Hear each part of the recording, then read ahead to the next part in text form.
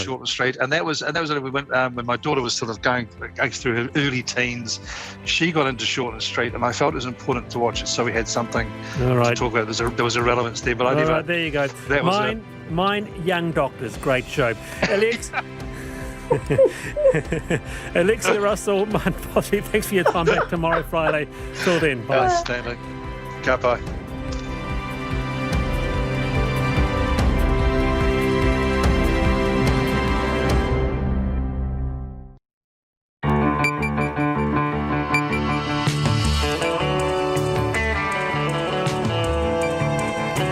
Whakarongo mai koe ki te reo irirangi o Aotearoa. This is Checkpoint on RNZ National. I'm Lisa Owen. Haere ake nei.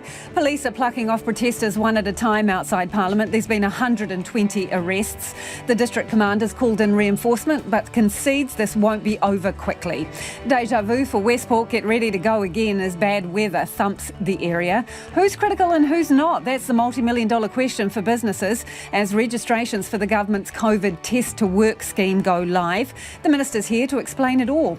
Meanwhile, the monkey business over rats continues. We'll keep gnawing away at that one. And what's happening to the countless disposable masks discarded daily? It's not quite number 8 wire, but it's not far off. Don't forget you can catch us live on Facebook, Freeview Channel 50 and Sky Channel 83. RNZ News at 5 o'clock. Good afternoon, kia ora tātou, ko Evie Ashton tēnei. 120 people have been arrested on Parliament grounds today as tensions continue to escalate between police and anti-mandate protesters. A short time ago, police pulled back, allowing demonstrators to surge forward, cheering and clapping. Officers are now behind a barrier. 2 officers have been assaulted in today's confrontations. The crowd has been trespassed from the grounds but are refusing to leave.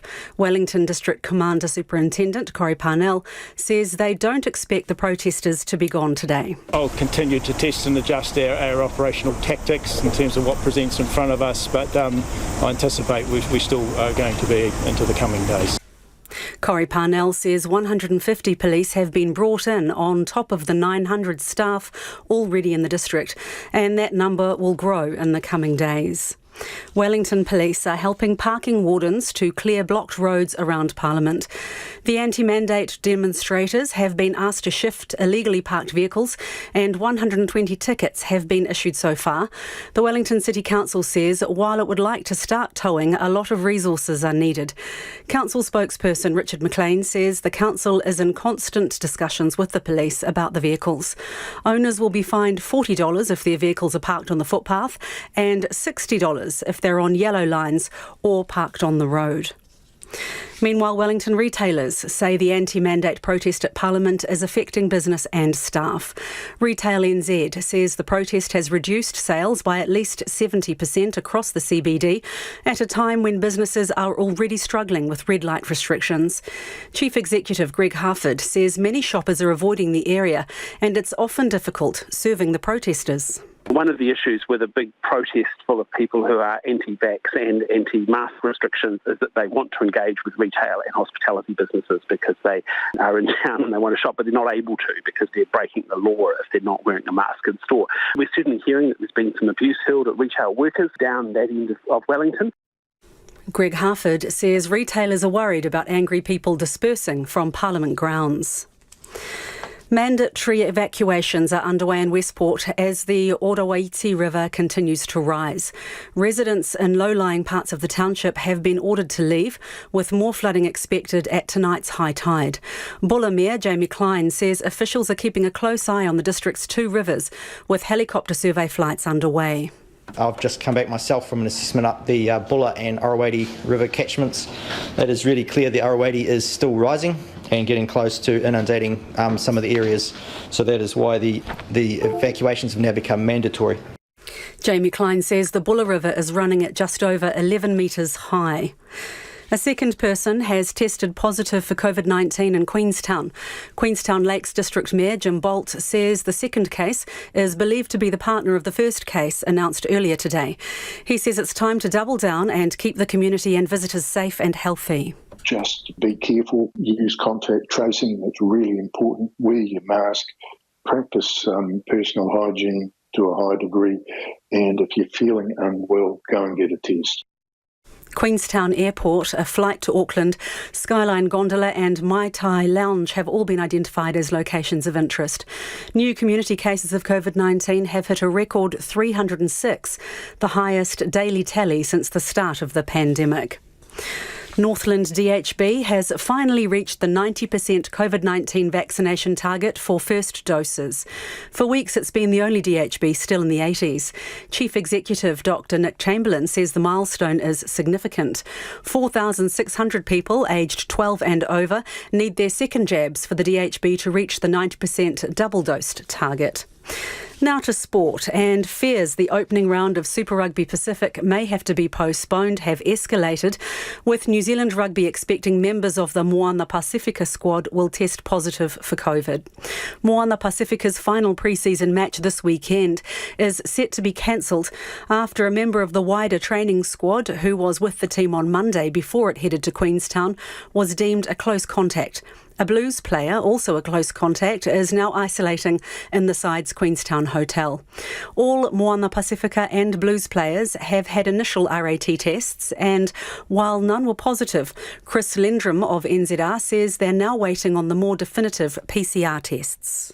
It's highly unlikely that everybody's positive or everybody's negative, right?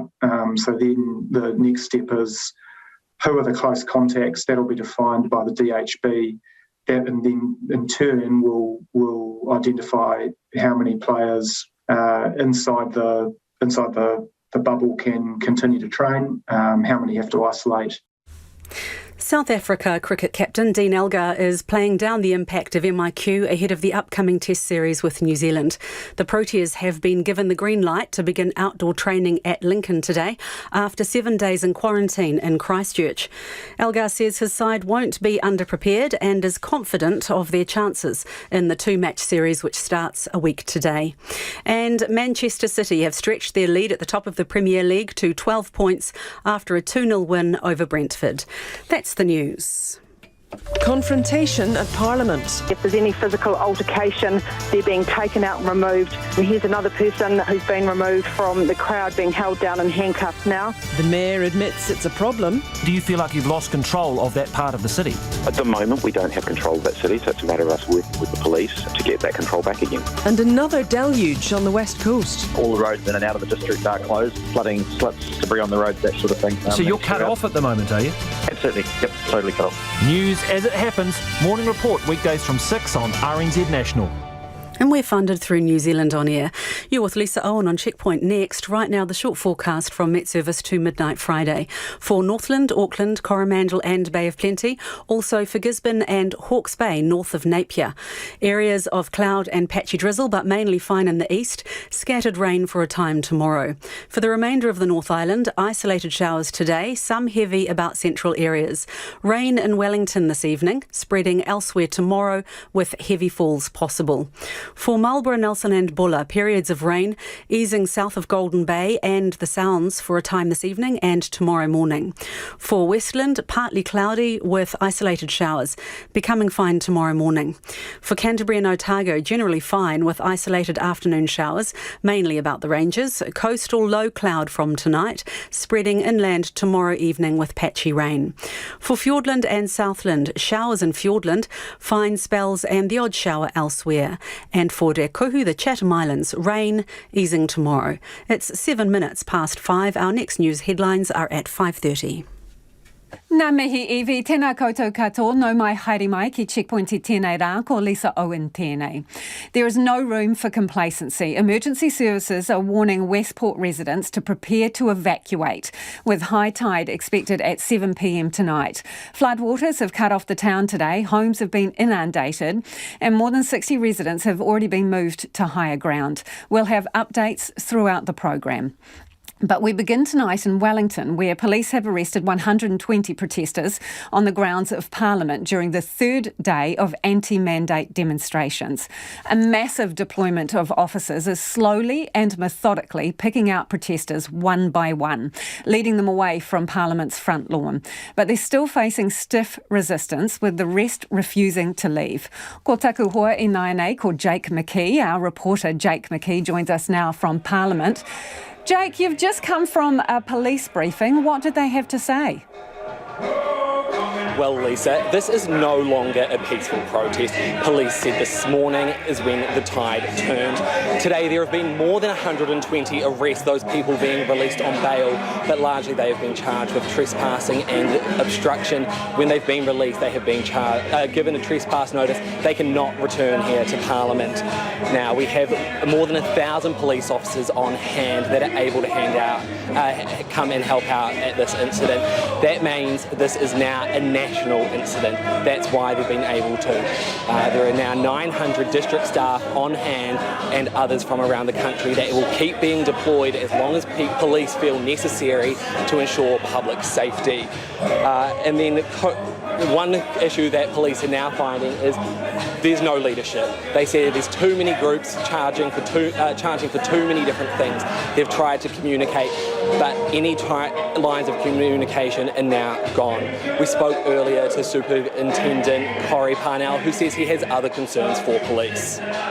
Look, it's been difficult conditions in terms of the weather. Started out with the rain this morning, and I'm very conscious of the additional pressures on our staff in terms of operating in a COVID environment and working with masks and also with what they're faced here dealing with today.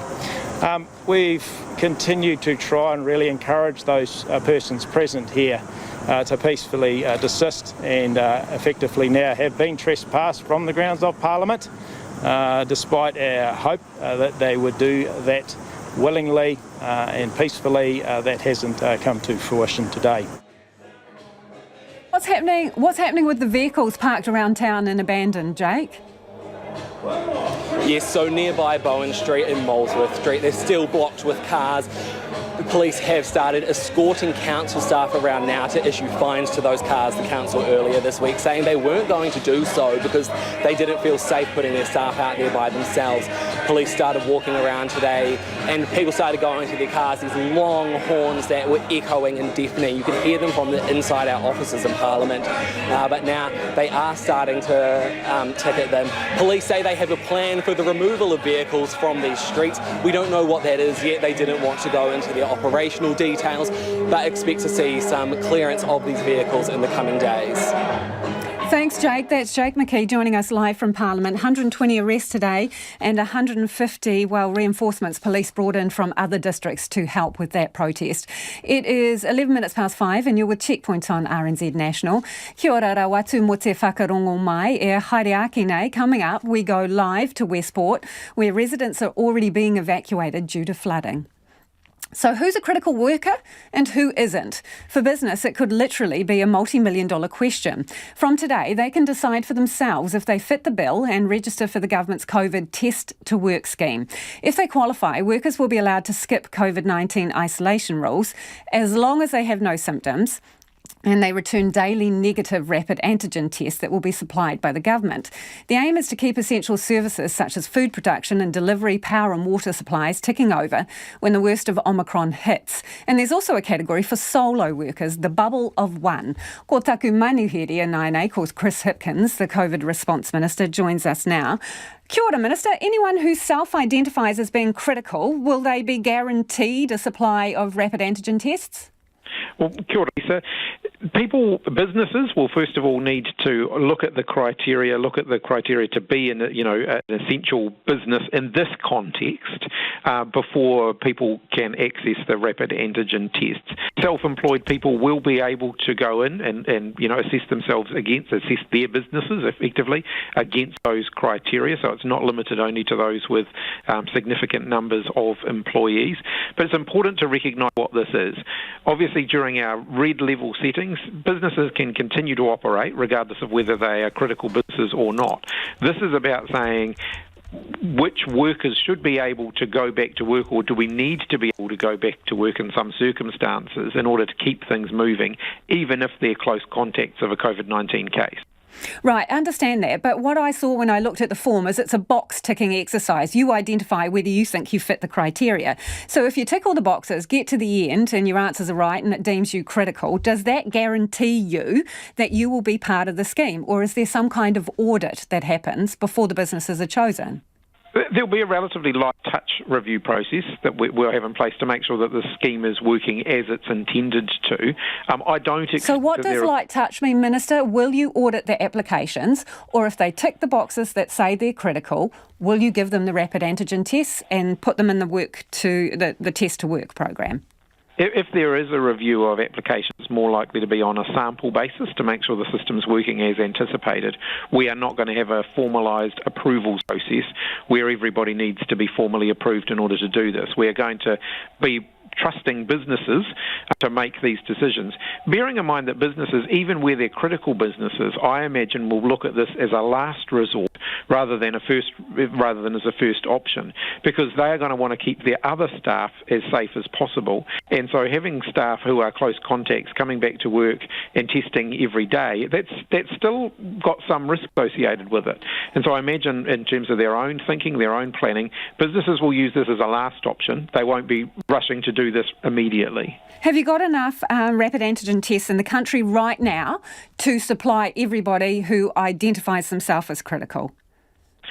No, not right at the moment, because of course we don't expect when we will would ever you be. have enough? Well, we've got orders arriving. We've certainly got enough to start this program.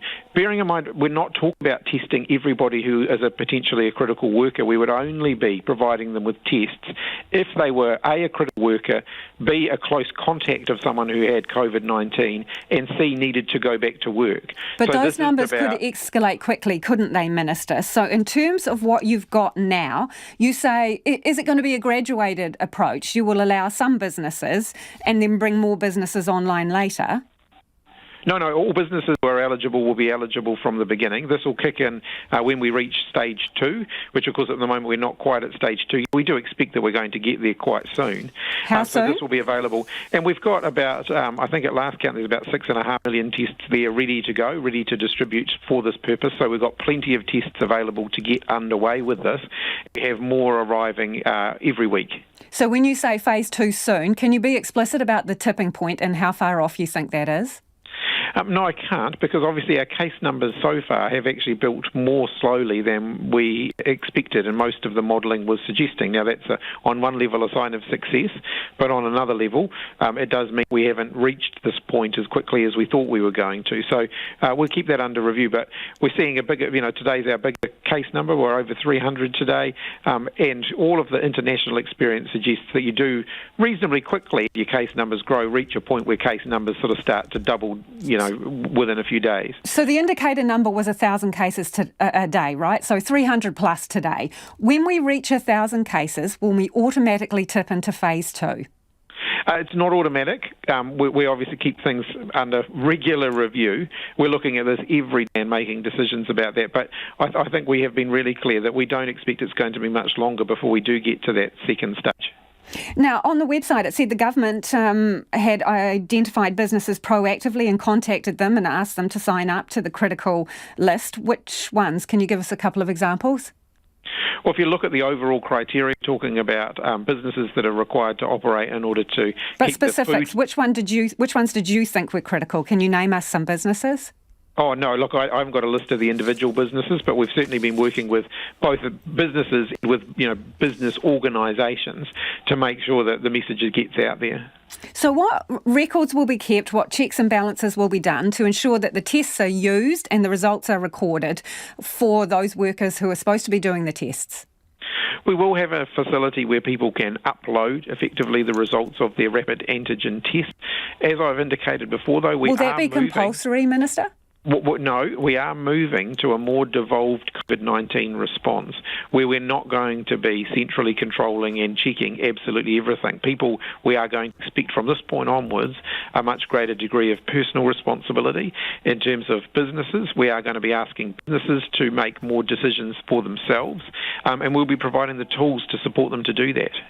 There's been a lot of debate over the rapid antigen tests, who's getting them, whether you're pinching them or redirect them. So what is the actual truth here, Minister? Because the other people are sticking to their guns too. They say that their tests, some of their tests, have been redirected to government supplies. That is simply not true. And actually the big three companies who are supplying the government have all put out statements saying that they have not redirected anybody else's tests in order to fulfil the government's orders.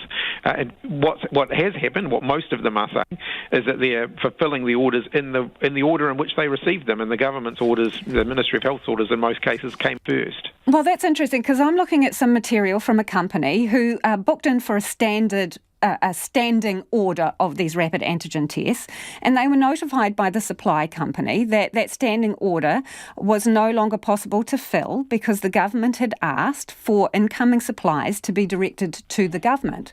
That is requisitioning somebody else's supplies. So, I mean, you can call it what you want, but you're circumventing the system and redirecting someone else's goods. Are you not? I'm only aware of one example where someone's produced evidence of that happening, and the company. So you did so some has requisitioned. The company concerned has actually put out a statement to media who have asked them, saying that the person who sent that email did so in error, and that in fact had not happened. So I've not seen any evidence, and the company themselves have been putting out statements saying that there isn't any because it hasn't happened. There's been no evidence to suggest that any supplies that were destined for the private sector have been diverted into the government's, fulfilling the government's orders. On the broader issue, in November last year, the Ministry of Health wrote to businesses and told them to gear up and to get themselves supplies of rapid antigen tests, and they encouraged them to get a system in place, right? So a number of them did that. So why now change your position and have this idea that companies should not have their own suppliers and the government seemingly wants to have central control? Why change the position? Oh, we haven't, and we absolutely encourage businesses to order their own rapid antigen tests. What we're recognising, though, is that it's critical that people return to work and a test every day. We want to make those tests available for free, and we want to guarantee that they'll be available. We're absolutely aware in the international supply chain at the moment, a lot of businesses are ordering tests and being told they're going to have to wait several months in order to get them, and so we want to make sure that they can still access them if they have to. Really appreciate your time this evening. Thank you for joining us. That is Chris Hipkins, the COVID Response Minister. Homai o whakaro, we would love your feedback. Nō reira anei na kaupapa mo te hōtaki nei. Get in touch if you're on the West Coast. Love to hear from you if you're in an area that's being hit hard or you've been evacuated. Also, what do you think of the launch of this critical business scheme and the definition, and whether businesses self-identify as needing those rapid antigen tests? Pātui mai, text me 2101. Tweet us at Checkpoint RNZ, or you can flick us an email. The address is checkpoint@rnz.co.nz.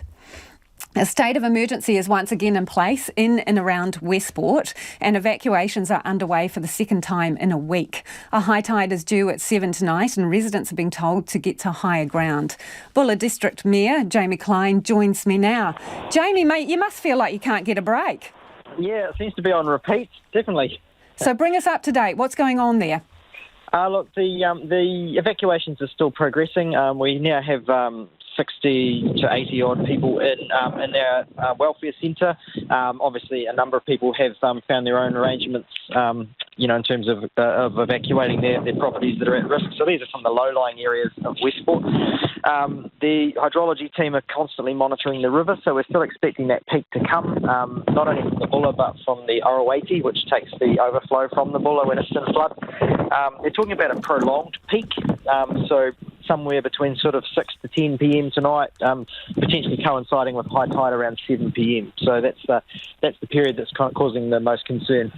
So are people able to access the evacuation centres? We were hearing reports that some may be cut off from places that they can evacuate to. I think we might have just lost Jamie Klein there. We will try and get the Bulla District Mayor back. Jamie Klein saying that they've already got about 60 household evacuations at the moment.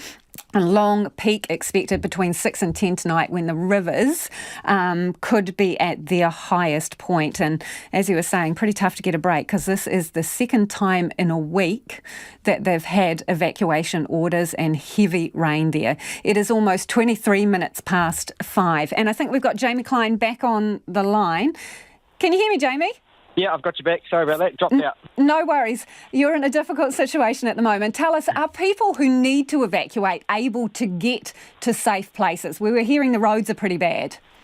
Oh, no, absolutely. So our evacuation centres are within the town itself, and there's one out of town, or two out of town actually, one on Sergeant's Hill and the other one out at Carter's Beach. So there's options for people when the roads around town are okay. The main roading issue we have is the feeder roads into the district, so from the broader South Island and north to Kalamia. Are you completely cut off at this point? No, the coast road south to Greymouth has reopened this afternoon to the general public, but there is obviously hazards and traffic control and things in place. But that part of the network and all of the roading network is very fragile and under pressure. So you're advising people not to travel unless they absolutely have to? Yeah, that'd be my advice, definitely, yep. So tell us a bit about the areas that have been evacuated. Are they the same houses that they were hit last time or last year even? Yeah, very much the same as last year, really. Yep. But we're not anticipating a flood of that sort of scale. So the modelling is looking at what was a 2012 flood. So there was definitely some property damage in that period, and we are seeing some property damage today. There's some houses in the domain area of Westport that have got water through them. What's changed a little bit is since 2012, some of the areas that were open farmland have now got some housing and that on them. So there's still significant risk for some property around town. I know you're dealing with the here and now, Jamie, but does it not raise some serious questions about whether some areas there should have housing on them and whether people should return to those properties, given what's happened? Oh, I think so. Well, I think there's a discussion to be had there. It's too early to refine what the options are for those people, but it's not acceptable to carry on pretending that the status quo is any good for anybody. So what's your thinking? Some of those houses should be written off? It's too early for me to make a determination on that. There's a lot of work being done around other flood mitigation options, in terms of hard structures, flood walls, that kind of thing. So I think once we get clarity on what those look like, that'll help inform what the future looks like for some of those more vulnerable parts of town. So potentially the worst still to come from 6 p.m. onwards. So what advice are you giving to people? Oh, look, it is, if you're in those evacuation areas, and they've been made quite clear now, there's very clear maps, then, you should be moving. And there are resources, police and others, able to go door to door to anyone that's vulnerable and give them assistance to move if they need to. So, and just monitor the official channels if as things progress tonight. But it doesn't feel like it's going to escalate significantly from what we have, planned for at this stage. Jamie, have you got help there? Is the Army on site? No, not as yet, but they are on their way for tomorrow, I understand, to a certain capacity. But no, given the road closures and certainly this morning flying just wasn't an option, this was very much a locally based and resourced response. Appreciate your time this evening. Best of luck. That is the Buller District Mayor Jamie Klein. It is 26 minutes past 5. Kia mau tonu mai. Stay with us. You're listening to Checkpoint on RNZ National. As Aotearoa's border reopening edges closer, families living in motels fear the country's housing crisis is about to get a whole lot worse. There are now more than 30,000 people on the public housing wait list. Among them, the 5,000 families living in motels. With housing supply already stretched well beyond its limits, those struggling want to know where they'll fit when tourists and visitors start pouring into the country. Anei te kairi poata, Anita Blake person. A single mother of 2 boys under 10, Missy, which isn't her real name, and her family have been living in a Northland motel for literally years. Technically 25 months. I like it because we're not homeless, but at the same time, I don't like all the rules, boundaries, and that it's like a sauna in the bedroom that we're in because we're only in a 1-bedroom unit. Soaring rents and a limited income mean Missy is getting turned away from every property she tries for. And they just look at you like, no, you're in emergency housing, you're a solo mum with kids, and I'm like, my kids are little angels. The rules at her motel mean she can't have visitors beyond 8 p.m. without previous permission, which makes things very challenging when she needs support looking after her 2 boys who both have autism. She says the hoops she has to jump through are never ending. Going back and forth, applying for houses, getting rejected, getting extensions here, getting spot checks here where they come in your house, examine what your cleanliness is like. they check in the toilets, they check in the rooms. As of December, there were 30,750 people on the public housing waitlist. That's more than the entire population of Blenheim and is an increase of 4,000 on a year ago.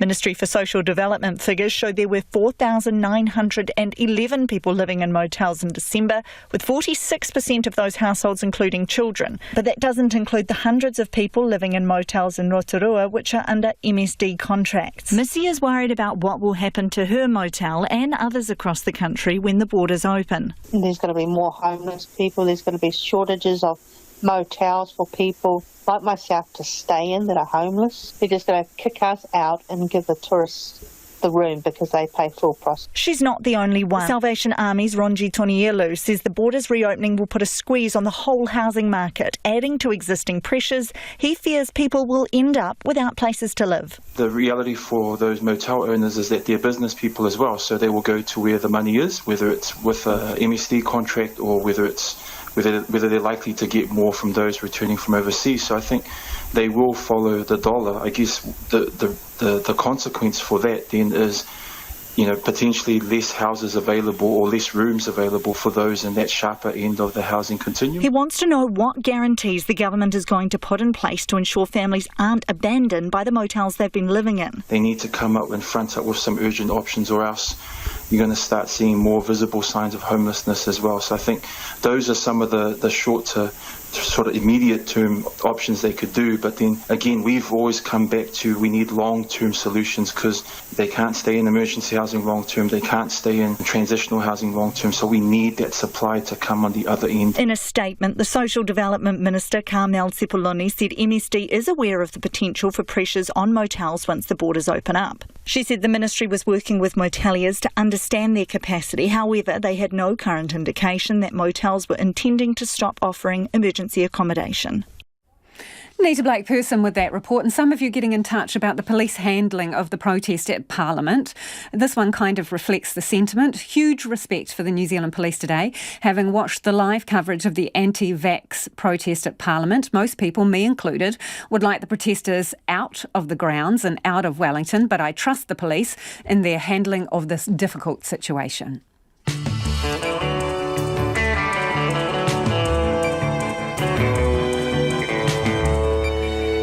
E te iwi e hariaki nei checkpoint, why are some nurses having to pay for their own N95 masks? We talk to business about who's critical and who's not. And Napier's Art Deco Festival is bucking the cancellation trend. It's all go despite Omicron looming.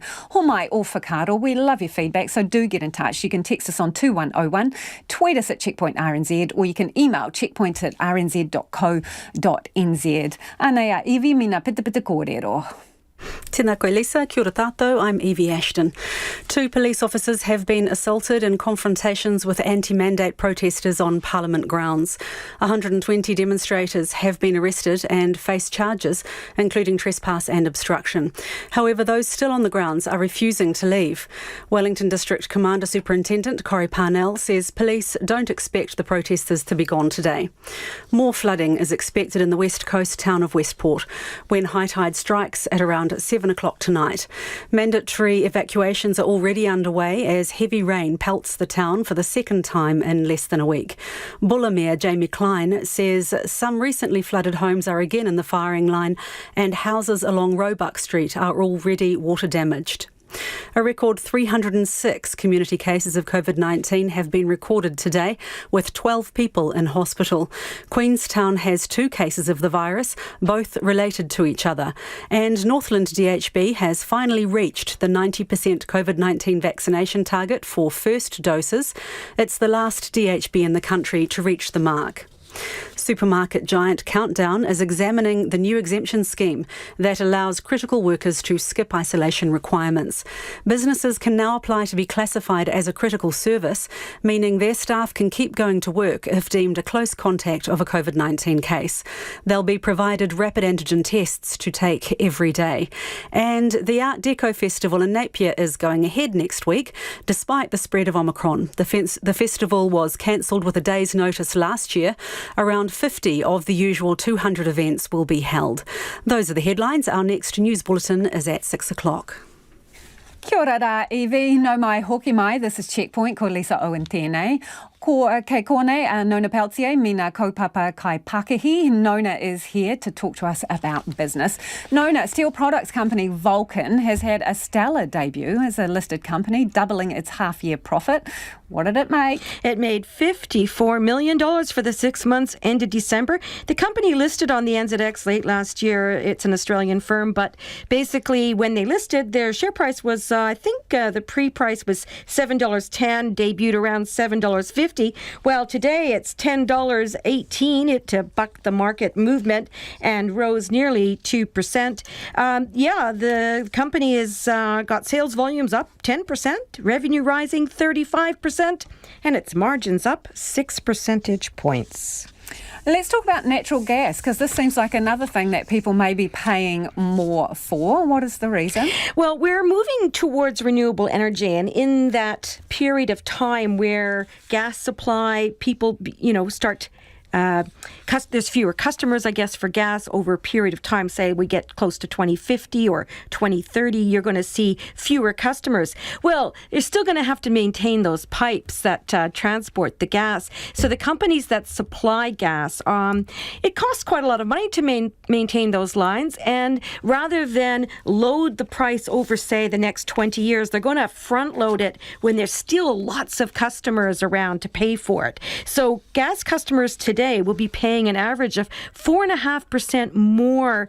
This is if the Commerce Commission's proposal goes ahead, 4.5% more for supply in each of the next 4 years. And but that's not going to be all. It's going to, those prices will continue to rise, but hopefully there'll be more customers to pay for it now, fewer customers as we go along. So that means that the gas companies will have an incentive to keep on making those investments. Now, that's still open for submissions. The Commerce Commission is asking people, including customers, to provide some feedback. They have till March 10th, but any case, the changes will take effect from October 1st. Okay, let's take a canter around the market. Let's do that. So we ended down 21 points, not surprising, with Asia downbeat somewhat with inflation and concern about rising interest rates. We finished the day at 12,413. The New Zealand dollar had a slightly more positive tone than yesterday, 66.8 US cents, 93.5 Australian and 49.4 pence. Kia ora rā e hoa, ka kite, that's Nona Peltier with Business News. N95s, they're recognised as the best masks to wear to prevent catching COVID. They're the ones our MIQ staff are wearing, but many of our nurses say they're just not being provided for hospital staff, leaving some to buy their own. Well, joining me now is Kerry Nuku, the kaiwhakahaere of the New Zealand Nursing Organisation. Kia ora, Kerry, what's going on here? Kia ora. I think many of the nurses are asking themselves what's going on here. We have always run on the mantra to feel safe, be safe when you're at work. What our nurses are finding is it's very difficult to get access to quality N95s that have been fit tested. So it's leaving a lot of our nurses feeling really vulnerable and underprotected. Who's getting them and who's missing out? So the Ministry of Health guidelines said that we should all be operating or using the surgical masks, which they're common, they're the blue things that you see many people walking around in. And if they're working with positive patients or in specific settings, then nurses can have N95s across that. The problem is that we're finding even in those areas where they should be using N95s, they're scarce or they're not being supplied, and therefore we've got nurses bringing their own in from home, N95s, so that they can feel safe. This isn't just an issue of district health boards, it's across the private sector, it's across the community sector, it's across the board. There are pockets where our nurses are feeling incredibly unsafe because of the lack of PPE. Are you confident that nurses in the most high-risk settings, for an example, an emergency department or a ward with COVID patients, are you confident that they are getting the masks? No, we're not confident. Certainly some of our members that are phoning in are in those areas, such as emergency departments, and access to PPE N95 has been incredibly difficult. So what are the DHB saying about why they're not giving them to the nurses? So the DHB will say that there's not a supply issue. which is really different from what our nurses are saying. So it's really difficult if we can't start those honest discussions backwards and forwards. So our nurses are completely up against it when we're trying to advocate for N95 masks, and it's not happening. Bearing in mind that last, I think it was almost July, there was an exemption on N95 fit test, and now we've got issues with still, as there's been changes in the N95 masks, those masks haven't been fit tested. So we've got fit test problems arising as well as access to adequately fitted masks. So, Kerry, do they absolutely need to be fitted? Certainly, when the Ministry of Health put this exemption out, what they said is any N95 is better than no N95, but the ideal best practice is that they must be fit tested. So if we're leaving nurses in these areas really vulnerable by not having adequately fit tested N95s, that is the gold standard. So again, when the DHBs say to you it is not a supply issue, then what is the issue? A, with getting them for all the nurses who want them, and B, why is there nobody fit testing them properly across the board? I think it's the ability or the capacity to do the fit test, which seems to be a problem, and we're not sure why there wouldn't be access to N95s across the board. You know, we started off, as we said at the beginning of this outbreak, years or months ago, we talked about nurses being safe and feeling safe at work, and whatever that took, that was important. And we've got, now we're seeing PPE issues arising again. It's just not feeling that there's transparency or accountability, or some of our nurses feeling safe enough when they're at work. So the nurses that are having to source their own, how easy are they to get? And obviously it's an expense, so what are they having to pay for them? I think some of the nurses that have accessed their own months ago, so they're using their own stash and supply, so that has been at their own expense, and others that can't access it are just needing to use a surgical mask. So it is a burden on the staff, and suitably enough for nurses to have to bring their own stocks in from home to be able to feel safe when they're working with patients. So who are you talking to about this, Kerry, and what do you want to happen? So we're raising this issue within each of the DHB areas or the workplaces where there's a problem. It's been raised. I don't think it's been well received by some of those within management positions, but as a union and a professional group, we'll continue to raise it to the Ministry of Health, and hopefully it'll get addressed. The issue that we do have is the Ministry of Health guidelines suggest surgical masks are adequate. Now that in itself is a problem for us, because our nurses are saying if we're dealing with Omicron, if the likelihood is that we're going to have a number of nurses stood down because of this infection, I think that there's been quite a significant piece of work on the impact of this, and a significant, I think 20% of our staff may contact Omicron and be stood down. So then why aren't we being given the best adequate protection through N95 masks? So it's sending mixed messages, but certainly the government position or the MOH position around these guidelines, we definitely believe needs to be reviewed. So should there be a single policy that covers all DHBs that should allow nurses ready access to N95s if they are the masks that they feel most safe in? Absolutely, not just within DHBs, but within the private sector, community sector, aged care, across the board. It has to be standardised. Thank you for joining us this evening. That's Kerry Nuku, who's the kaiwhakahaere of the New Zealand Nursing Organisation there. Nurses, they say, having to pay for and source their own N95s. The Bulla district has been hit again with heavy rain less than a week after many Westport residents were forced to leave their homes due to flooding. The Bulla and Orowaiti rivers are running high, and there are fears the next high tide just before 7 p.m. could make matters worse. Samantha G reports.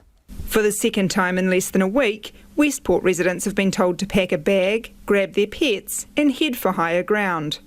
Bulla Mayor Jamie Klein announced there would be mandatory evacuations of parts of Westport this afternoon.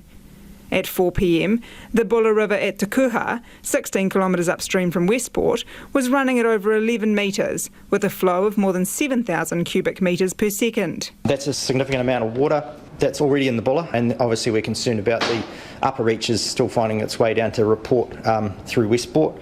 Predicted peak of that is quite fluid, depending on how quickly that upper reaches water gets here. So they're predicting between 3 and 7 p.m. tonight still. And that is dependent and likely to clash then with the tide, albeit a smaller tide this time around than what we had last week. Houses in Roebuck Street were being inundated with water this afternoon, and Civil Defence expects heavy rain coinciding with the high tide shortly before 7 p.m. tonight to flood low-lying areas of Westport. After days of rain, Westport resident Anita O'Brien says surface water throughout the town turned into flooding during heavy rain overnight. It was really quick this time. And there's a few areas that didn't flood last time that are flooded this time, like our street, for instance. We had more water in our part of the street than we did either of the last two times. It did subside pretty quickly. But just the flow of the river going through the car park, it looks a lot stronger this time than what it did even in July. She says the flooding is worse than what the town experienced last week and was more like last year's deluge. In July last year, everybody across the street from us, they were all evacuated, but we're just right on that margin.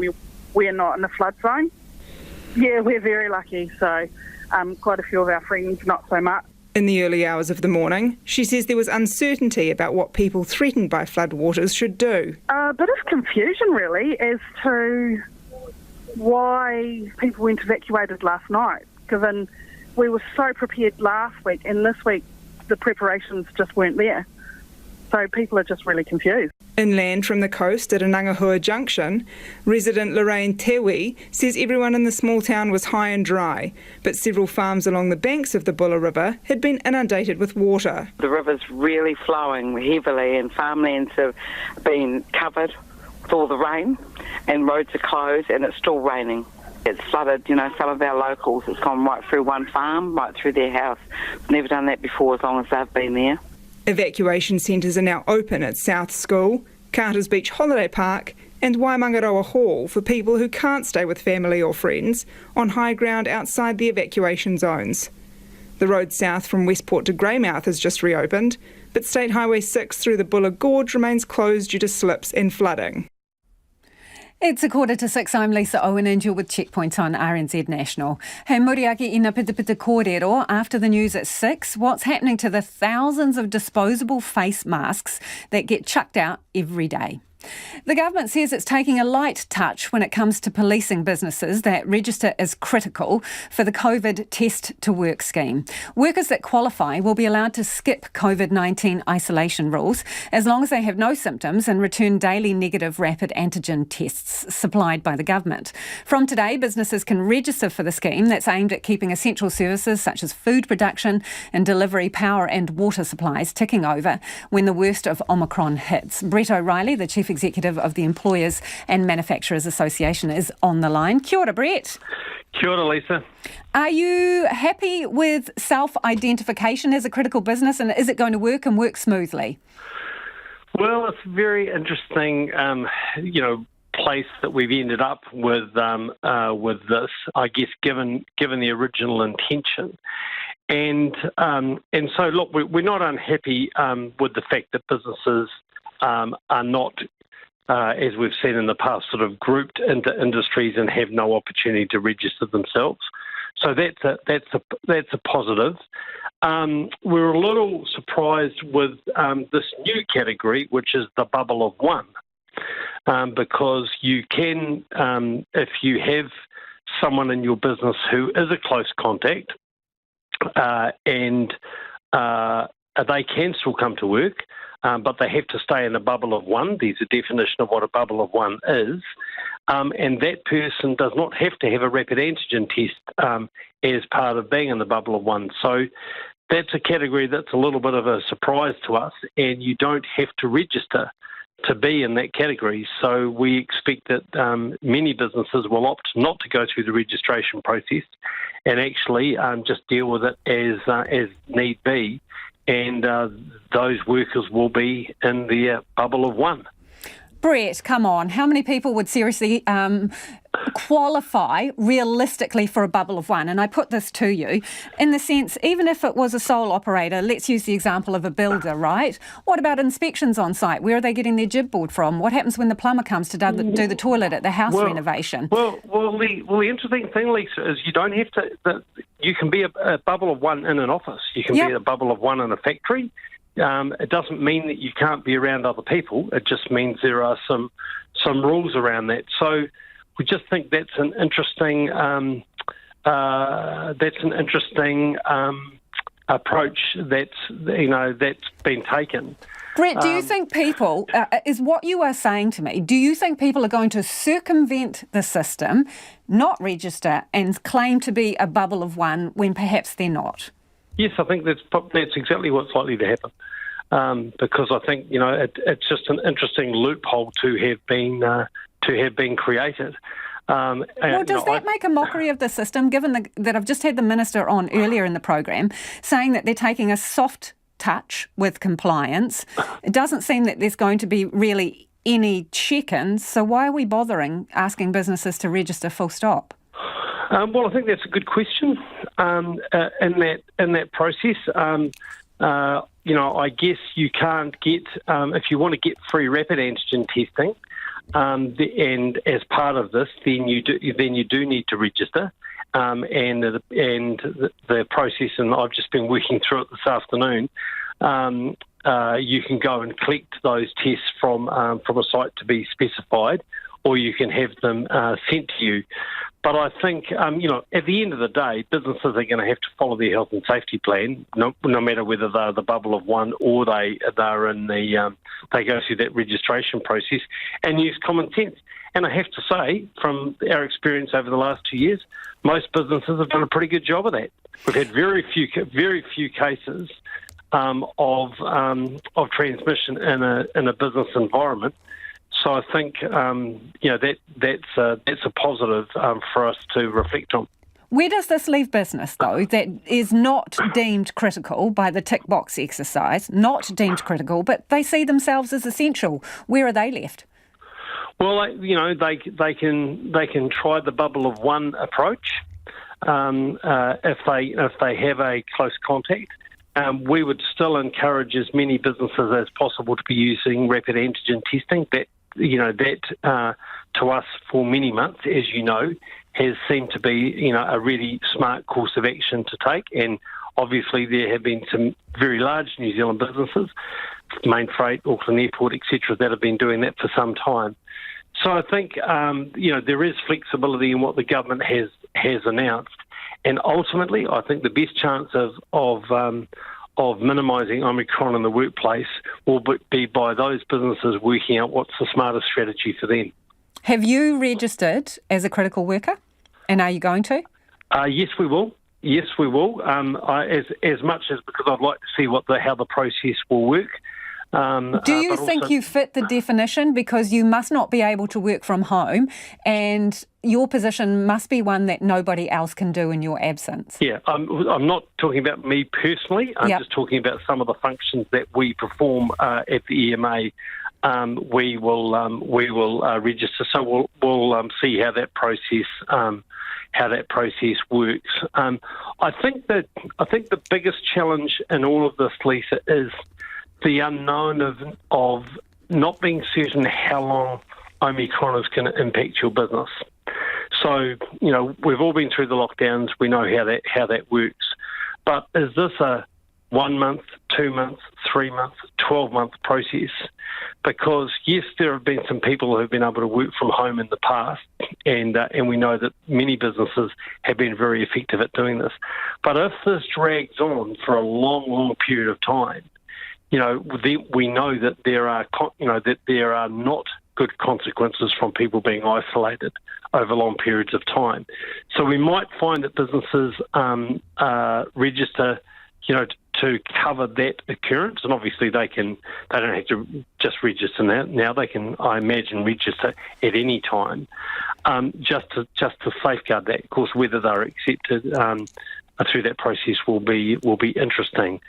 And as you say, Brett, obviously some businesses will register because they want the rapid antigen tests and they need to get them from the government, which brings us back to this ongoing debate. And I just want to ask you one more time before you head off.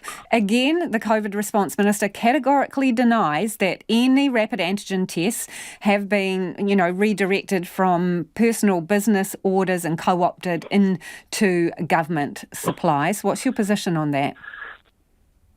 We have documentary evidence that Roche tests that were due to be sent to businesses, in some cases via distributors, were instead directed to the Ministry of Health at their request.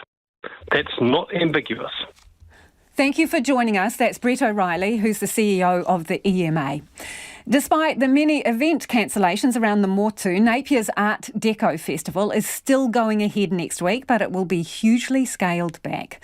Organisers have had to cancel more than 200 events, and businesses hope it won't be cancelled entirely with a day's notice like last year. Our Hawke's Bay reporter Tom Kitchen has more. The sounds of brass bands may be on the streets of Ahuriri Napier next week, but they may be more faint than in the past. The Art Deco Festival celebrates the region's revitalisation after the catastrophic earthquake 91 years ago. It's held among the glitz and glamour of Napier's 1930s buildings, which line the city's main streets. Last year, it was canned with just a day's notice because of a COVID-19 outbreak in Auckland. But Art Deco Trust Chair Barbara Arnott says the show must go on, even if it's on a smaller scale. It is still going ahead, and the reason why we can put on more than 50 events across the city is because the Art Deco team were all over this. They were prepared for a red setting. They knew what they could do within the rules and what they couldn't do. But the red traffic light means it still won't be the same as normal. Anything obviously over 100 people has to be cancelled, and of course, very sadly, what I believe is the core of the festival, all our public events have to be cancelled, which is the car display up and down Emerson Street, that we usually have more than 250 vintage cars. She says the festival won't be cancelled unless the government unexpectedly puts in more restrictions. Well, unless the government changes the rules again from this red setting, no, we know what we can comply with within the rules, and that's what the Art Deco Trust is doing. She's aware a COVID outbreak could hit the festival, but says Kiwis are already taking risks. It could become a location of interest, and I suppose that's a risk that every New Zealander is taking. However, people now can go into movie theatres, they can go into different venues, they can go into restaurants. Everyone who attends the events will need to be vaccinated. The news that it's still going ahead is a welcome relief to Napier businesses who rely on the cash the festival brings, even if it won't be as busy. Here's Sally Hollier from gift shop Adore Collection. It can only be a good thing. We obviously are very disappointed that red traffic lights means not the whole event, but as long as people keep coming, yes please, we're very, very pleased. Rob Rowe from Dobson's Kodak Express understands it has to be scaled back, but is still a bit disappointed. Well, I can see that they have to with the traffic light system. It's good that it's going at all. But on the other hand, when it comes to COVID, really I think a lot of people got to stop being nervous Nellies about it, get out and about, you know what I mean? But he wouldn't be happy if the whole event was cancelled at the 11th hour again. Oh, abysmal. I mean, that's just bad planning. It'd be stupidity beyond belief. So event organisers are hanging on, hoping it won't become a COVID casualty once again. The festival is due to begin on Wednesday and will go through to Sunday. An expedition into one of Aotearoa's most remote areas have unlocked some long-hidden secrets and will give Kiwis a glimpse into an unseen past. The 6-day expedition last week into Fiordland's Chalky Inlet and Preservation Inlet will provide the content for the second furthest frontier documentary. Anei te kairipoata, Timothy Brown. In terms of New Zealand's most far-flung corners, you can't get more isolated than the fjords on the southwest coast. Taieri Chalky Inlet and Rakituma Preservation Inlet are more than 80 kilometres from the nearest town, and if you try to tackle it on foot, it's a pretty arduous adventure. But Toi Tuatago Settlers Museum Exhibition Director Will McKee says there's a long human history in the area. Some of the places we went to included the first shore-based whaling station of New Zealand at Port Bun in Koutou Cove, and across the harbour in Tioneroa, which was a gold mining settlement. These are really remote places, but it's fascinating to understand that at a time towards the end of the 19th century, there were 2 towns in there with a population of over 1,000. I mean, it's incredible stuff now. The bush has all taken it back. Will McKee was the director of last week's expedition. He was joined by people from Oraka Aparima Runaka, Heritage New Zealand, the Department of Conservation and Otago Museum. The primary purpose of the journey was to film the second Furthest Frontier series. The documentary gives all Kiwis the opportunity to experience the most inaccessible parts of their backyard. We really wanted to bring those stories to people who aren't going to get to these places, and I mean a large majority of New Zealanders are never going to get to these remote places, so we wanted to bring them to the people. It's hard to imagine anyone could inhabit such a forbidding environment, but European settlement has long predated by Māori occupation of the area. Ron Bull of Oraka Aparima Runaka says despite spending plenty of time in Fiordland, it was his first visit into the 2 remote inlets. Getting further south into those more southern spots was quite an emotional time for me, to be honest. Knowing the whakapapa of the place, the names within the place, and how I'm connected to there, it was very important for me to get in and feel what that place had to offer, just to sort of get to know what it is and who was there, and to walk in those footprints. The expedition visited the site of early Māori rock art. They were the first to see it in 40 years. They also visited European sealing camps, gold mines and the hulk of the 19th century government steamer Stella. But most groundbreaking were 2 underwater surveys of New Zealand's first shore-based whaling station at Koutou Cove and the wharf at the boom-to-bust gold ghost town Tioneroa. Maritime archaeologist Dr. Kurt Bennett says they've provided a first step on the path to a deeper understanding of what's in the remote waters of Fiordland. This is the first time that these 2 sites have been exposed to an underwater archaeological survey, and it's the start, so it is a stepping stone. And the areas that I've surveyed, they're only a very small, I'd say, drop in the ocean, but yeah, it leaves the doors wide open for other exploration and surveys to be completed. The second series of Furthest Frontier will be released later this year. There's some lovely footage in that piece from Timothy Brown. We'll put it up on our webpage. And after the news at 6, we go live to Westport to talk to people being evacuated.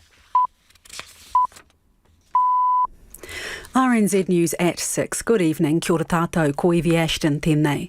Residents in low-lying areas of Westport are being told to leave as soon as they can, with several homes already flood damaged.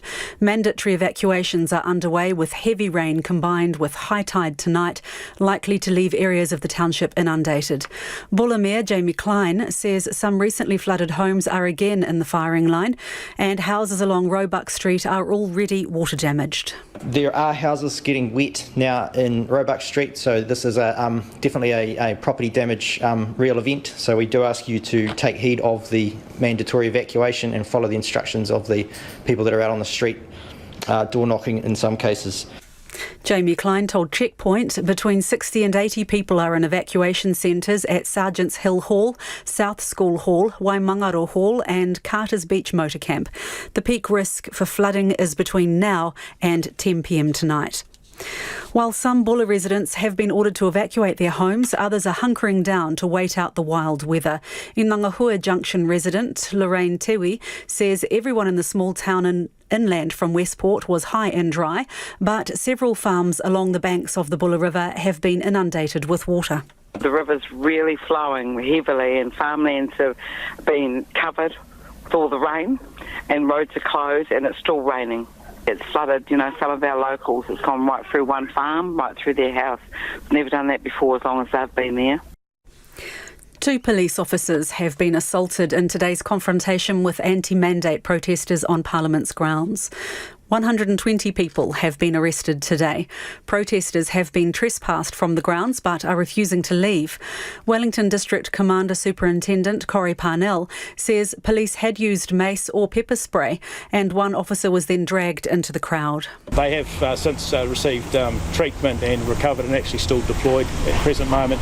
The other one has suffered in terms of minor grey scratches in terms of their rest face. Corey Parnell says some of those arrested had suffered minor abrasions and have been given medical treatment. The government's Test to Work scheme for the next phase of the Omicron outbreak will rely on the honesty of businesses. Critical service workers deemed close contacts of a COVID case will be allowed to return to work as long as they have no symptoms and return daily negative rapid antigen tests. As of today, businesses can register online, ticking boxes to show they're critical and exempt from isolation rules. COVID-19 Response Minister Chris Hipkins has told Checkpoint there'll be a relatively light touch review of applications. If there is a review of applications, it's more likely to be on a sample basis to make sure the system's working as anticipated. We are not going to have a formalised approvals process where everybody needs to be formally approved in order to do this. We are going to be trusting businesses to make these decisions. A second person has tested positive for COVID-19 in Queenstown. Queenstown Lakes District Mayor Jim Bolt confirmed the second case is believed to be the partner of the case announced earlier today. Queenstown Airport, a flight to Auckland, Skyline Gondola and Mai Tai Lounge have all been identified as locations of interest. New community cases of COVID-19 have risen by more than 100 since yesterday to a record 306. Northland DHB has finally reached the 90% COVID-19 vaccination target for first doses, the last DHB in the country to reach the mark. Sam Ollie reports. DHB Chief Executive Dr Nick Chamberlain says while it is a significant milestone, the vaccine rollout has been a team effort with Māori health providers, general practice and pharmacies. However, 4,600 people aged 12 and over still need their second jab for Te Tai Tokero to reach the 90% double-dosed target. The DHB has two big boost events planned on Saturday to give first, second and third doses. Dr Chamberlain says 2 shots were great protection against Delta, but boosters are the best way to fight Omicron. There are 144 active COVID-19 cases in Northland. And Napier's Art Deco Festival will go ahead next week, despite many other event cancellations across the country. But it'll be massively scaled back, with 50 events instead of around 300. Art Deco Trust Chair Barbara Arnott says it's sad some events have to be cancelled under the red light setting. Businesses in Napier are happy the festival will continue and don't want it to be cancelled at the last minute like last year. Mrs Arnott says it won't be cancelled unless new unexpected government restrictions force it to be. That's the news. Tonight on Nights, our changing world checks out the antimicrobial properties of our native plants, along with the chemical composition of honey. Our overseas correspondent, Tabu Batagira, is on the line from Uganda. We've got a window on the world of mosquito-proof buildings and other anti-malaria strategies, and music that survived the Nazis. Everything from string quartets to Yiddish tango on Nights of me, Brian Crump, after the news at 7 on RNZ National. You're back with Lisa Owen on Checkpoint next, but right now the short forecast from Met Service to midnight Friday. For Northland, Auckland, Coromandel and the Bay of Plenty, also for Gisborne and Hawke's Bay north of Napier. Areas of cloud and patchy drizzle, but mainly fine in the east. Scattered rain for a time tomorrow. For the remainder of the North Island, isolated showers today, some heavy about the central areas. Rain in Wellington this evening, spreading elsewhere tomorrow with heavy falls possible. For Marlborough, Nelson and Buller, periods of rain easing south of Golden Bay and the Sounds for a time this evening and tomorrow morning. For Westland, partly cloudy with isolated showers, becoming fine tomorrow morning. For Canterbury and Otago, generally fine with isolated afternoon showers, mainly about the ranges. Coastal low cloud from tonight, spreading inland tomorrow evening with patchy rain. For Fiordland and Southland, showers in Fiordland, fine spells and the odd shower elsewhere. And for the Chatham Islands, rain easing tomorrow. It's 6 minutes past 6. Our next news headlines are at 6:30. Nā mihi mō te rā. No mai hoki mai, this is Checkpoint, ko Lisa Owen tēnei. As New Zealand prepares for an Omicron onslaught, the government has unveiled new rules designed to keep the virus from grinding the country to a halt. The virus has caused major supply chain problems abroad by knocking out entire workplaces. Today's plan will relax the close contact isolation requirements for critical workers. Here's our Deputy Political Editor, Craig McCulloch. It's a problem plaguing countries the world over now. Bare shelves and empty fridges are coming soon to a supermarket near you. It's not like there'll be no food, there will be food, but it might just be, you might not get the particular brand you're after that day. Kiri Hannafin represents Countdown. Its parent company Woolworths saw massive turmoil across the Tasman as Omicron wreaked havoc on supply chains. Entire workforces were taken out, either sick or having to isolate. It could be, for example, our truck drivers are unwell and need to stay at home, or one of the factories that we get our meat from, so it just depends on what's happening. The government wants to avoid that disruption here as much as possible. Today, Chris Hipkins unveiled the details of a new system with that in mind, a new approach in an Omicron world. People still need to eat, they still need to have access to food, and we still need to keep the lights on. Under the scheme, certain workers will no longer have to stay away from the workplace if deemed a close contact of a COVID-19 case. They'll be allowed to return to work, but with several conditions. They must be vaccinated and they must take a rapid antigen test every day of the isolation period. They'll be able to pick the tests up from a ministry collection site, and if they test positive, then it's back into isolation. The exemption applies only for work. It's about striking a right balance between keeping people safe and making sure that things can keep moving. From today, businesses can sign up to take part in the scheme as long as they are a critical service. The criteria is broad and includes food production, health services, lifeline utilities and news media. For critical services, it's important to remember that a rapid antigen test is about, based on what we know, about 80% accurate. So there is still a chance that it might not pick up everybody who potentially has COVID-19. We're just as a business sort of assessing how and when we'll use it. But yeah, certainly very good to see some further details from the government on how we can operate in the pandemic. The new scheme will kick off at phase 2 of the government's Omicron plan once daily case numbers ramp up. New Zealand recorded its highest ever increase in community cases today, up 306, and the Associate Health Minister, Aisha Verrill, expects numbers to keep rising. It's more likely than not that we'll be in phase 2 within a couple of weeks. People who work alone are getting their own carve-out too. The new rules allow farmers or tradies to continue working in a bubble of one, even if classified a close contact. Business New Zealand's head, Kirk Hope, gives the new approach the stamp of approval. It's a major step forward. I know lots of businesses were waiting to hear whether they could be deemed critical or not and the consequences of that. So it's an important step. A step forward into unknown territory, a new way of living with COVID-19. A state of emergency is in place in Westport for the second time in a week, with people told to move to higher ground ahead of the next high tide at 7 tonight. As the floodwaters rise, dozens of residents have had to evacuate. One of them is Jenny Thomas, who's lived in Bulla for 33 years and has only once before been flooded.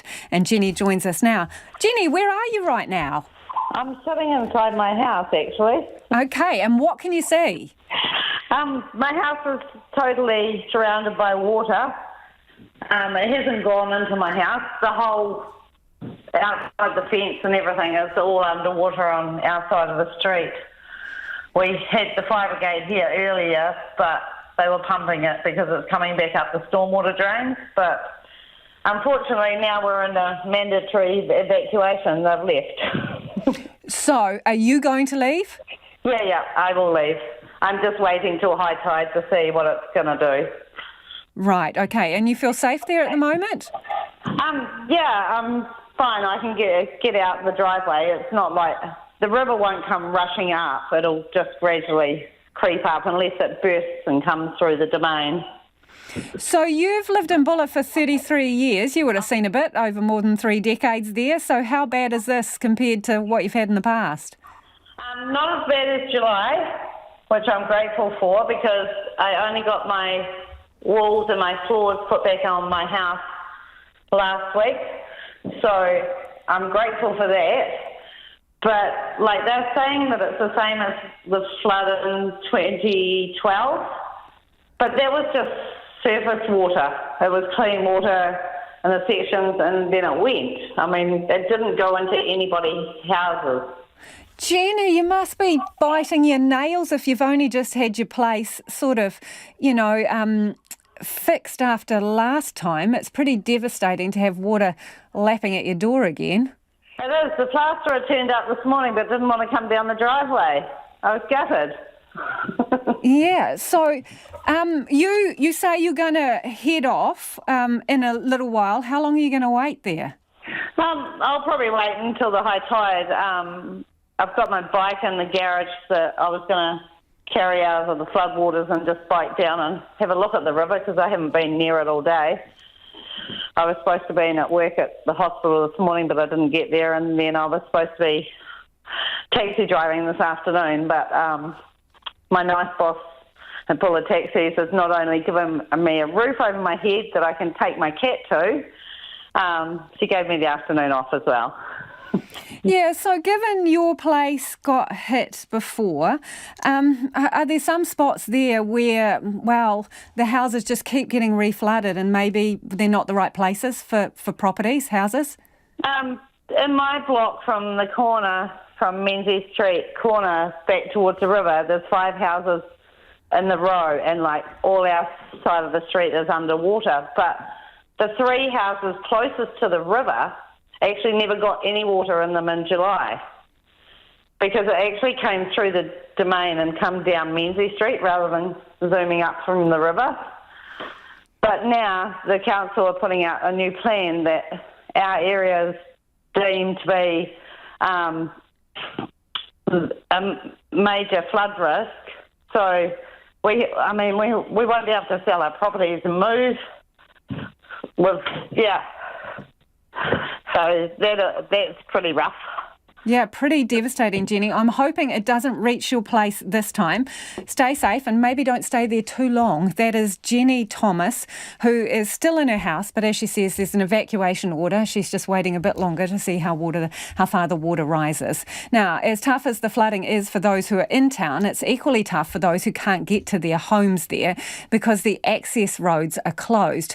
Bill and Erica Lynch are semi-retired and they spend half their time at the Mokihinui village. Right now, they're stranded miles away and are relying on neighbours to report back what is happening.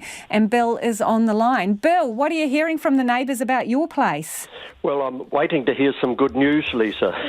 That's what I'd like to hear. But our day started frustratingly at about 7 this morning when our very close neighbour, a resident there, phoned in to say that the water was waist deep outside our property. And we have just been desperately wanted to get down to try and mitigate the problem with pumps and so on, but we've been stuck here just listening to reports all day as things have got worse and worse. God, that's pretty frustrating and nail-biting. How did you fare last July? Did you get flooded then? Yes, we were flooded last July. The problem is not the Mokinui River. We have a very good stop bank that was installed in the 70s and 80s. It's when the river is in flood, unfortunately, the vast drainage schemes that were put in to drain the farmland are unable to exit because the water level is higher in the river.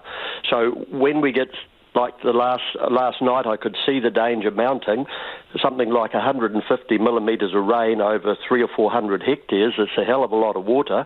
It's got nowhere to go. It simply floods the village. And that's exactly what was going to happen, and it has happened. So, Bill, when your property got hit last time, have all the repairs or anything you need to do, has that all been completed? Well, we're quite fortunate in some ways because our main accommodation we decided to put up on poles, so just the basement gets flooded, but we have secondary accommodation, a nice little flat that you'd love to stay in, and it gets flooded. It's just down at ground level or slightly higher. So we just had that repaired. Actually, we're not quite finished the repairs to take all the linings off and get rid of all of the muck and the filth and put new linings back. Fortunately, we put them back with tech screws. So now we can actually just unscrew the panels we put on, and hopefully it'll be a lot less costly this time round. But a lot of inconvenience when you live a long way away and have to bring trailer loads of stuff home because to get them out of the way and clear the site. So we're not looking forward to getting down there in some ways this time. So, Bill, do you know how far the water is off from that building? That building is flooded. Already? It's definitely flooded. And the reports we have, the flooding is worse than the July event on the 17th of July, a lot higher. Given what you've just explained to us about what actually happens, that it's not the river, I mean, is this going to become an annual event? Is there anything you can do about it? Well, it's actually become a biannual event. So we had it in July, and 3.5 years ago, we could see, it's quite obvious with the rising sea temperatures that are part of global warming, the west coast is going to cop it for New Zealand. That's where the fronts are going to come in. Flooding is going to be a major problem, and here it is. So we took steps straight away, lifted our main house up on poles, and we then offered to the West Coast Regional Council to gift them a large submersible pump, so that when this problem happens, we can pump water over the bank and out into the river. And that's been toing and froing. They quite like the idea, but you know how the wheels of bureaucracy, they turn pretty slowly. And here we are, we've been caught out again. Bill, are you still insurable on that property? Fingers crossed. I certainly hope so, but I'm not chancing our luck much longer. So right now, you're just stuck in a waiting game? We're in a waiting game. We're going to have to wait till the Bulla Gorge is open. We can't get down there. We've got a very reliable neighbour who's a resident. The village is very small.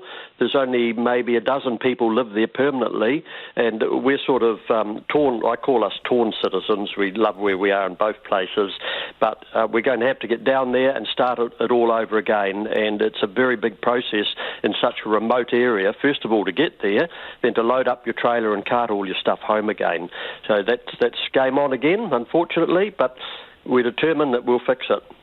Bill, we wish you all the best, and hopefully it eases up soon and you can at least get home and see what's going on. That is Bill Lynch there, who is trapped outside of town, where he said his property is flooding, as you would have heard there. It is 19 minutes past 6, and you're with Checkpoint on RNZ National. The opening round of Super Rugby Pacific may have to be postponed, with members of the Moana Pacifica squad bracing for positive COVID tests. Moana Pacifica's final pre-season match is likely to be cancelled this weekend after a member of its training squad who was with the team before it headed to Queenstown was deemed a close contact. A Blues player has also been deemed a close contact and is now isolating at the team's Queenstown hotel. Players from both teams have so far returned negative test results after rapid antigen tests. But New Zealand Rugby's Chris Lendrum told RNZ Sports editor Stephen Hewson they're waiting on more definitive PCR tests. The PCR testing's going to tell us whether there are positive cases in the environment, but it's highly unlikely that everybody's positive or everybody's negative, right? So then the next step is who are the close contacts. That'll be defined by the DHB, and then in turn will identify how many players inside the bubble can continue to train, how many have to isolate, and then what that means. By the sound of it, you're anticipating positive tests. We think it's possible, absolutely. Looking back at the transition period for Moana Pacifica, it's absolutely possible. Yeah, so we're preparing for the worst, and then anything beyond that will be a bonus. The chief executive of Moana Pacifica, Pelanato Sakalia, says the situation is a major setback for a new team. The pre-season game was really important for them this weekend. This squad that we've got, they've only assembled since the 5th of January. We've all mentally prepared ourselves for the disruptions, for the uncertainties, but nothing quite prepares you for when you go into this period of uncertainty where you need to wait for the formal notification from a district health board as to the status of your team. And that's the CEO of Moana Pacifica, Pelanato Sakalia. Since the mask up mandate got stricter, we're seeing more of the blue and white disposable ones covering mouths and noses. But where do they go when we chuck them out? They might be in your backyard or on the farm. Jerome Wenslick from Future Post is recycling them into long-lasting fence posts, and he says he can't keep up with demand. I noticed them a while ago. You get off the plane and there's a bin overflowing with them, and I didn't know, but I took a few and played around with them, and they're all made of polypropylene plastic. Well, the bulk of them are. So that's something we use in our factory here making posts. So we did a bit of R&D and figured out we could use them as part of our mix. And yeah, so we're using them now, making posts. So, Jerome, just to be clear, these used masks are one of the ingredients in your fence posts? Yep, that's right. And what kind of process does it take to get them from being something that someone's discarded into something useful on the farm? Well, we have a product stewardship scheme in place with a supplier who supplies the masks and brings them into the country. So they basically collect them from, whoever, the likes of airports and all of that's growing. They get stored in a bag for a couple of weeks, and that way it sort of helps minimise if there are any bugs in there. And then that bag comes here. We don't even open it because they've been pretty well sorted. There's only masks in them.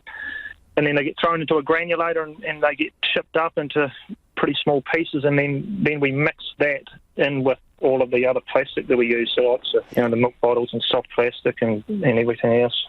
Jerome, any idea of how many you've mulched up? I've lost count. Are we talking, hundreds of thousands or millions? Ultimately, it'll be millions, but yeah, we've been doing this for a month or three now, and it's just sort of starting to really get a few legs now. Like, I think in the last week we've had 100 different firms call about whether we can take their stuff. So, there's a lot out there. Do you reckon you can scale up? Given that more of us are now having to wear this particular type of mask, how many can you manage? At the moment, with our factory at Waiuku, we're doing just over 10 tonne a day of total plastic that we're putting through. Now, within 2 weeks, I damn well hope we'll have our second line up and running. So once that's going, we'll be doing over 20 tonne a day. When we first figured out how heavy a face mask was and our capacity, we can take millions of them once we've got this second line up and running. You've made me curious. So how heavy is one of these masks? It put me on the damn spot. I think about 3 or 4 grams. I think it sort of varies. Depends how much snot and everything else people cough into them. Oh, Jerome, glorious. So tell us about the end product. They're a fully 100% recycled plastic post, and we're making round and square ones, which are going from the top of the north to the bottom of the south and over the ditch and, everywhere. So good demand for them? Yeah, we can't keep up. Hence a second line, and we're sort of close to finalising a second plant down in the South Island as well. So. And how long would one of those posts last? They'll see you and I out. We've done testing on them. Basically, UV light is the only thing that can break them down. They are just plastic. So the only thing we add to these posts is a recycled carbon, which gives them the black colour. But the main thing is it stops that UV light breaking them down.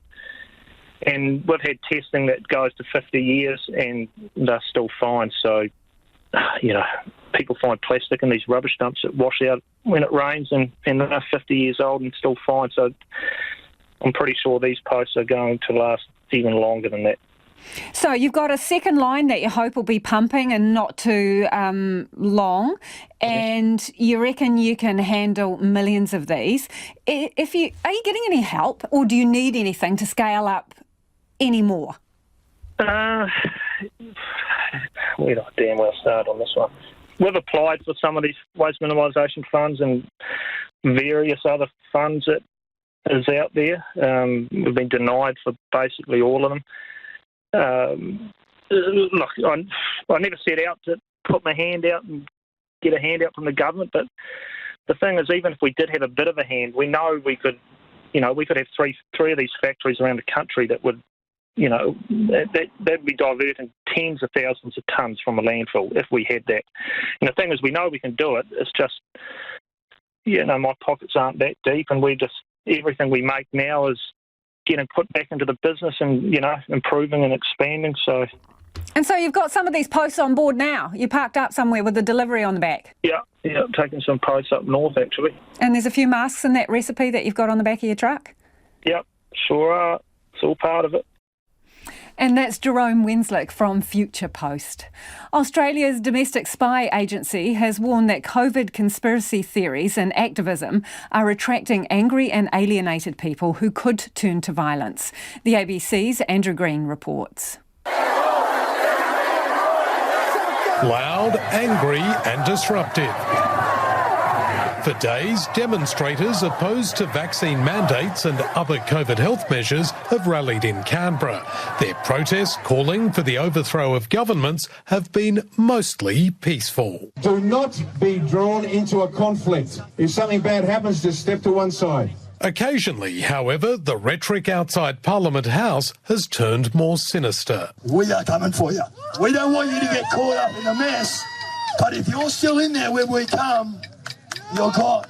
Threats like these are being closely monitored by police and security agencies, including ASIO. Some Australians believe the government's approach to vaccines and lockdowns infringed their freedoms, and in a small number of cases, grievance turned to violence. Inside ASIO's highly secure Canberra headquarters, the Director-General of Security, Mike Burgess, has described how COVID-19 has sent online radicalisation into overdrive. In this uptick in specific issue or grievance-motivated violent extremism, many of the actors are newcomers, so it's really difficult for us to get a sense of what is simply big talk and what is genuine planning for violence. In his annual threat assessment, the ASIO boss has confirmed espionage and foreign interference have now supplanted terrorism as the organisation's principal security concern.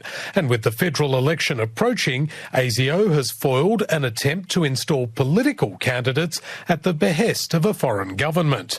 Mike Burgess says ASIO needs to be on guard for foreign political interference, and he's revealed spies are even trying to use online dating platforms to recruit local agents. We're also seeing suspicious approaches on dating platforms such as Tinder, Bumble and Hinge. And my message for any potential victim on these sites is a familiar one. If it's too good to be true, it's too good to be true. Suspects aged between 13 and 18 now make up more than half of ASIO's priority counter-terrorism investigations each week. Where once minors were on the fringe of extremism, they tended to be on the fringe. We now see teenagers in leadership positions, directing adults and willing to undertake violent acts themselves. And following last year's fall of Afghanistan's government to the Taliban, ASIO is continuing to monitor the country closely, warning violent extremists from this region may again travel there for militant training.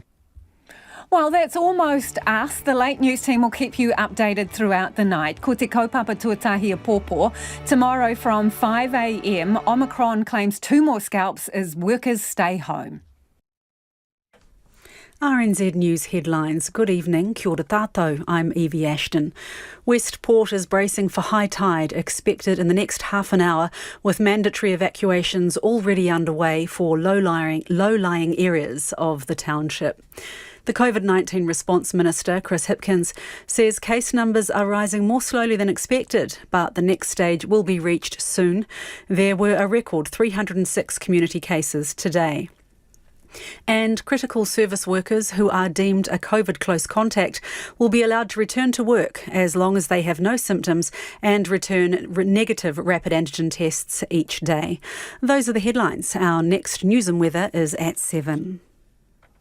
There's always ways of doing successful protests that don't actually, create more opposition to your cause than sympathy. What about tomatoes themselves? This seems quite contentious for people. It is. The main thing is that tomatoes will always taste better out of the fridge. The lineup will be Sean Plunkett and breakfast, Michael Laws, you might remember that name. Very well, worked with him, yep. Lately with Karen Hay every weeknight from